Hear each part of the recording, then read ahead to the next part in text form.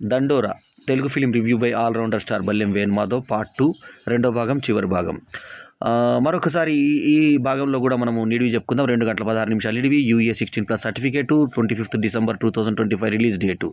ఇక శివాజీ, మాణిక చిక్కల, తర్వాత మౌనిక రెడ్డి, నవదీప్ ఏమో సర్పంచ్ పాత్రలో, తర్వాత బిందుమాధవ్ వేష పాత్రలో, రవికృష్ణ తోట యువకుడు పాత్రలో, రాధ్య సురేష్ కూతురు పాత్రలో, శ్రీనందు కొడుకు పాత్రలో, తర్వాత మురళీధర్ గౌడ్ ఒక బాబాయ్ పాత్రలో నటించిన ఈ సినిమాకి మురళీకాంత్ దేవసోత్ రైటర్ డైరెక్టర్ కాగా, రవీంద్ర బెనర్జీ ప్రొడ్యూసరు, మార్కే రూబెన్ మ్యూజిక్, కాసల శ్యామ్ పాటలు, సృజన ఆడుసుమిలి ఎడిటర్ కాగా, అందులో మొదటి భాగంలో చెప్పుకున్నాం మనము. అంటే అంత్యక్రియలకు ఎంత కష్టపడతారు నిమ్న జాతులు, క్రింద జాతులు అటువంటి తక్కువ కులాలు అని పేర్కొన్నటువంటి పీడిత ప్రజలు, వాళ్ళు ఏ రకంగా బాధపడతారు, కుల వివక్ష ఉన్నటువంటి రోజులు అవి.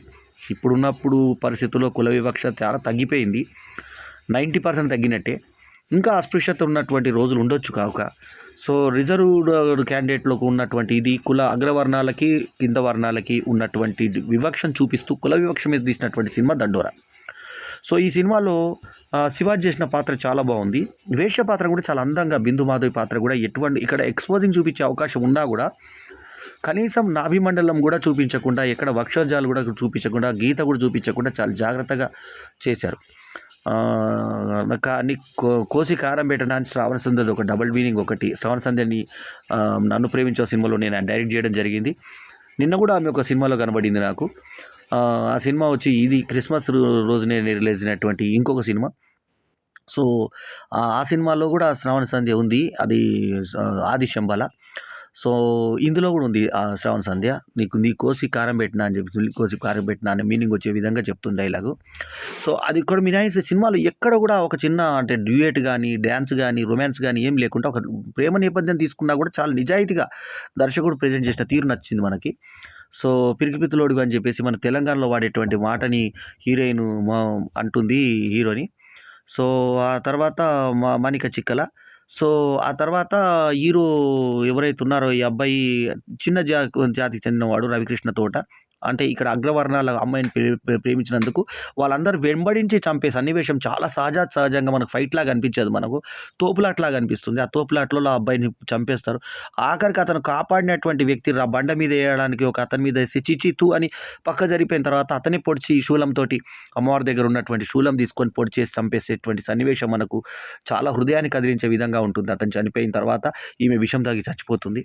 సో దాని తర్వాత నందు సిటీకి వెళ్ళిపోతాడు. ఈ బాధలన్నీ చూడలేక అక్కడ భార్య అతని మీద డామినేషన్ చేస్తూ బూటికి నడిపిస్తానంటుంది. కూతురు ఉంటుంది, నీకు కూడా ఒక ఆడ కూతురు ఉంది. ఆ తర్వాత అన్న తర్వాత ఈ చెల్లెనుగా ఒప్పుకోవడానికి సిద్ధపడకుండా వేష కూతుర్ని వేష ప్రాంతంలో తీసుకెళ్ళి వదిలేస్తే తండ్రి తీసుకొచ్చి ఇంట్లో పెంచుకొని ఆమెకి ఎకరం పొలం ఇస్తే, అతని అంత్యక్రియలకి ఆ ఎకరం పొలం ఇస్తేనే అంత్యక్రియలు చేస్తామని చెప్పి కుల పెద్దలు శ్మశాన పక్కకు ఏమంటే, నేను ఇస్తాను కానీ మీ కులానికి కాదు, అగ్రవర్ణాలకు కాదు, అన్ని కులాలకు ఎటువంటి కుల వివక్ష లేకుండా అంత్యక్రియలు చేసే ప్లేస్కు నేను ఇస్తానని చెప్పి ఆ పిల్ల అనడం.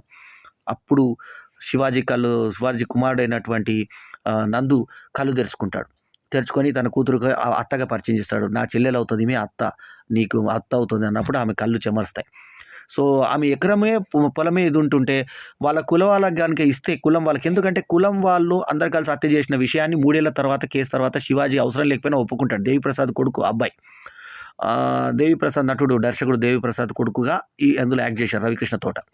సో ఆయన కూడా వస్తే ఇక డైరెక్ట్గా నేను హత్య చేయించాను మా కులం వాళ్ళతోటి, ఆ హత్య చేసిన వాళ్ళు వీళ్ళే అంటే వాళ్ళకి 5 ఏళ్ళు పడుతుంది, ఇతను 10 ఏళ్ళు పడుతుంది. అది A1 A2 లెక్కలు అనమాట అవి. సరే మొత్తానికి జడ్జి కూడా ఆశ్చర్యపోతాడు. మాట్లాడియండి ఆయన అంటే బోన్లోకి వచ్చి ఈ రకంగా మాట్లాడేస్తాడు. అంటే నేరాన్ని ఒప్పుకుంటాడు.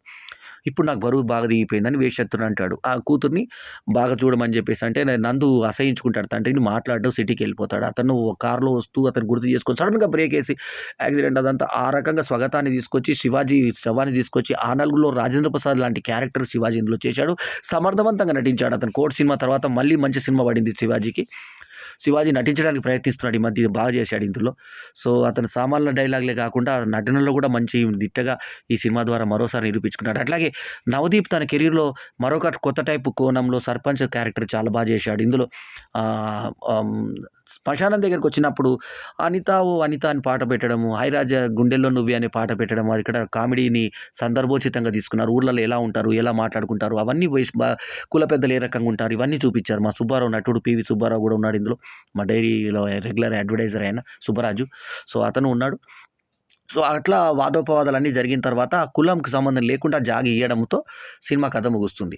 కమిటీ కుర్రోళ్ళని ఇంతకుముందు నిహారిక కొదండెల చేసినటువంటి సినిమా కథాంశం కూడా ఆల్మోస్ట్ ఊరిలో ఇలాగే సాగుతుంది. ఇలాగే వాళ్ళు ఎక్కడి నుంచో బయట నుంచి వచ్చి ఎప్పుడో జరిగినటువంటి మత సంఘర్షణలు, కుల సంఘర్షణలకి ఆజ్యం పోస్తూ మళ్ళీ ఒక కొన్నేళ్ల తర్వాత కలుసుకున్న తర్వాత ఏం జరిగింది అనే నేపథ్యంలో ఆ కథ ఉంటుంది. ఆల్మోస్ట్ ఇది కూడా అదే ట్రెండ్లో ఉన్నా కూడా కొత్త తరహాలో చెప్పేటువంటి స్క్రీన్ ప్లే వల్ల ఈ సినిమా బయటపడింది. బాగుందని చెప్పి సినిమా హౌస్ఫుల్ అయింది. వాళ్ళ డిఎస్ఎల్ మాల్లో స్క్రీన్ 1లో నేను 5 PM షో చూశాను. 5:10కి పడింది సినిమా. బాగుంది. జనం హౌస్ఫుల్లో రావడం చాలా విశేషం. ₹150 టికెట్ తక్కువే అయినా కూడా హౌస్ఫుల్ పోయింది సినిమా. సో ఈ సినిమాకి నేను ఇస్తున్నటువంటి రేటింగ్ 4/5. ఈ ఏడాదిలో నేను చెప్తున్న మొదటి రివ్యూ సినిమా దండోరాది 2 భాగాలుగా చెప్పడం జరిగింది. సో పర్ఫార్మెన్స్ల పరంగా మాట్లాడితే బిందు మాధవి చాలా అద్భుతంగా చేసింది. వేషపాత్ర అయినా కూడా ఎక్కడ కూడా ఎక్స్పోజింగ్ లేకుండా దర్శకుడు నిజాయితీగా మురళీకాంత్ దేవోత్సవ్ తీయడం జరిగింది. శివాజీ అద్భుతంగా పర్ఫామ్ చేశాడు. మాణిక చిక్కల కానీ, తర్వాత నవదీప్ కానీ, బిందు మాధవి కానీ, రవికృష్ణ తోట కానీ, రాధే సురేష్ కానీ, శ్రీనంద్ కానీ, మురళీధర్ గౌడ్ కానీ ఎవ్వరు కూడా తమ పాత్రలతో అక్కడికి నందు కూతురుగా చేసిన అమ్మాయి చిన్న పాప కూడా అద్భుతంగా యాక్ట్ చేసింది. సో నటినట్ల పర్ఫార్మెన్స్కి దర్శకుడు అంటే మురళీకాంత్ అందరి నుంచి పిండి తీసుకున్నాడు. మంచి ఇది అట్లా రికార్డింగ్ బాగుంది, పాటలు బాగున్నాయి, అర్థవంతమైన పాటలు ఉన్నాయి. మంచి సినిమాని చూసినటువంటి ఫీలింగ్ కలిగింది దండోర సినిమా చూస్తే. సో జూనియర్ లాగా చేసినటువంటి అంటే చిన్నప్పుడు చేసినటువంటి బాబు ఏడ్చినటువంటి బాబే పెద్ద అయిన తర్వాత నవదీప్ అయ్యేటటువంటి అది అంటే లాస్ట్కి అంత్యక్రియలకు కూడా జాగలేని ఊర్లల్లో ఏ రకంగా జరుగుతుంది, కుల పెద్దలది ఏ రకంగా